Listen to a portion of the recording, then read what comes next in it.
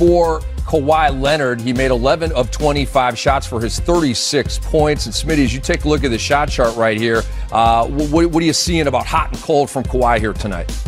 Well, I'm seeing he's getting a variety of shots from a lot of different places. I love to see that green at the basket a lot. He's just a fantastic player, and obviously sometimes the defense is dictating what you get, but he comes out and goes 12 for 13, 36 points, 9 and 5, and 2 for 4 from the three-point line, and grimacing. Just a fantastic night for Kawhi. The second best player on the Raptors, Pascal Siakam, 25 and 11. Here he is at the podium. Joseph. Pascal, Joseph Pichard, the scorer, to your left. Just wanted to ask you, when you missed those 2 free throws at the end of regulation, what was going through your mind, but also how do you then, I guess, balance the desire to almost want to do too much to make up for that after and just stay within yourselves and keep playing your game? It's tough. Those are shots that you practice and you think about every day, and just being out there, just you kind of like at that moment, you kind of mad at yourself and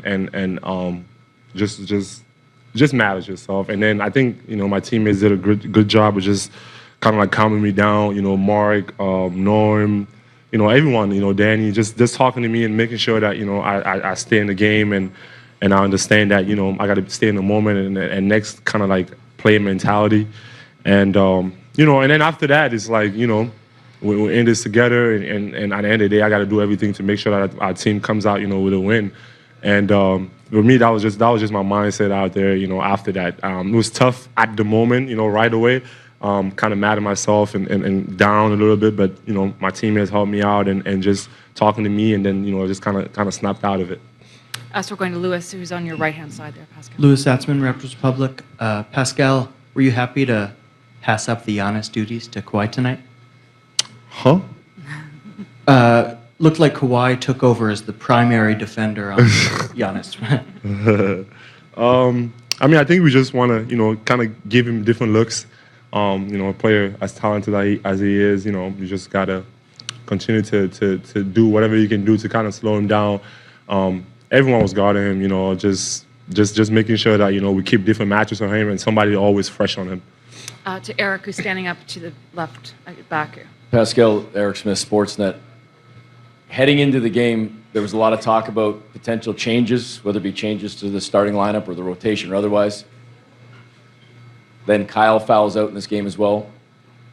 What does it say about your depth that even outside of the scoring that you and Kawhi were doing, that Marc Gasol steps up and has his best game of the series, Norm Powell steps up, Freddie's closing the game with Danny, even with their struggles, and this team closing out this kind of game?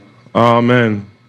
It means a lot, and shout out to Norm just coming in, and just bringing us energy and just giving everything. Mark the same, Fred, Serge, those guys came in and just fought the whole game, and they calmed down. We just got to that's what we did all season, man. We've been a team all season, and we always had that mentality and just being at this moment, the highest stage. And having those guys step up and kind of like sticking together at the end there when we could, kind of got down on ourselves, but we didn't, and we fought through, and we're just glad that, we was able to get a victory. To Sirat, who's at the very back, Pascal on the right. Sirat Sohi, Yahoo Sports. Was there anything specific that any of your teammates said to you after those free throws that stuck out, that helped you? I think at that time, everyone was talking to you, but it's kind of hard to listen. You just kind of like in the moment, and I just remember them talking to me, and I kind of tried to get out of it. But at the end of the game, Kawhi said that he played an hour of basketball, and I told him my bad. Yeah. So do one last question in English here with Sean, and then we'll go to French. Pascal, I'm just wondering, when you go up that high to block a shot, one, do you get nervous about how hard it's going to hurt when you get down there? And have you a chance to look at the replay and sort of see what you did there in overtime? When you miss 2 free throws, to kind of ice the game, you don't think about how hard you're going to fall, I didn't think about it. I saw the play, and I just went for it, and I was kind of hesitant a little bit, but I just had to get there, make sure that he doesn't score it. To Alex, here down to your left. Pascal Alexandre Tournier de RDS. Tu as eu la chance de mettre fin au match au 4e quart, à la ligne, sans succès. All right, so here is the lay of the land in the Eastern Conference Finals. Bucks leading 2-1. Game 4 Tuesday night on TNT at 8:30 p.m. Eastern Time. And you can basically just get in an every other day rhythm on this series. 8:30 p.m. is the start time, Eastern Time, that is, on TNT. And the Bucks, get that victory in Game 1. Rusty in the first half. They play well in the second half. Game 2, they obliterated the Toronto Raptors.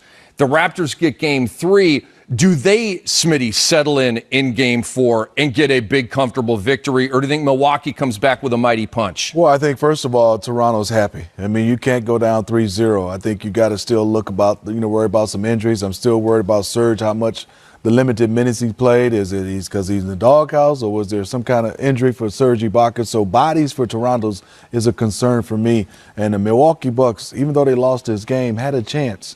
Double overtime without Giannis actually playing that well on the offensive end. He did rebound the ball. So I would say this is going to be a tough game. I give the advantage to the Milwaukee Bucks in Game 4.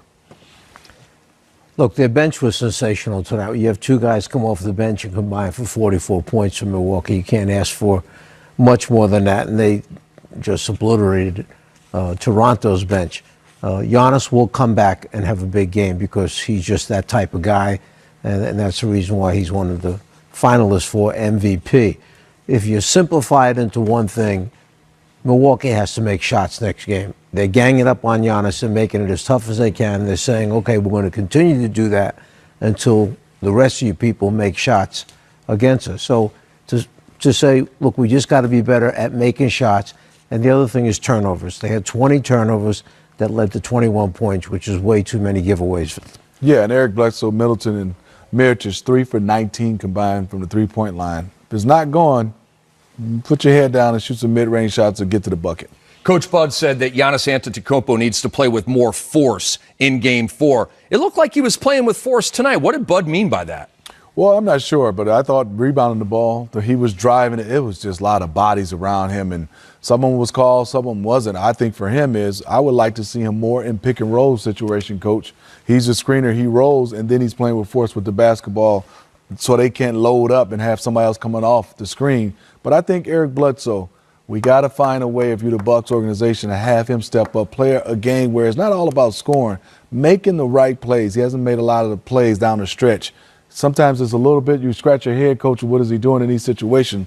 He is so strong, so good. I would love to see him get into the paint and kick some more, get some guys some easier buckets. In fairness, they might have had, and I'm talking about Milwaukee, 6, 7 shots that were on the rim tonight that very easily could have gone in and rolled off. And all of a sudden you see Toronto come up with a possession, a rebound, and go back down again.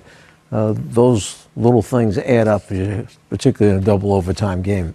Double overtime win for the Toronto Raptors to save the season and give us a series in the Eastern Conference Finals. Again, Game 4 coming up a couple of nights from now on TNT. So we take a break. We're going to be back as we continue coverage of this double overtime victory for the Toronto Raptors right here on NBA TV.